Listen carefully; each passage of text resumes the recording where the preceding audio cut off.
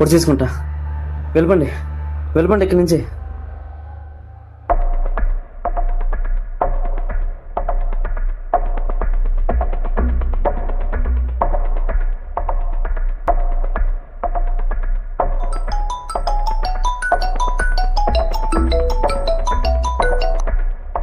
Hello Venky, చెప్పరా.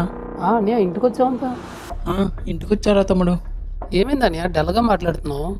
అదేం లేదురా, వచ్చేటప్పుడు అభిని చూశాను. నేను లేకే కదా వాడు ఎలా అయిపోయాడు. అదేరా. అని అభిని ఇప్పుడే చూసాను అన్నయ్య నేను. అవునా తమ్ముడు, నువ్వు ఫస్ట్ ఇక్కడికి వచ్చే చెప్తా, మన ఇద్దరం కలిసి అక్కడికే వెళ్దాం రా ఫస్ట్.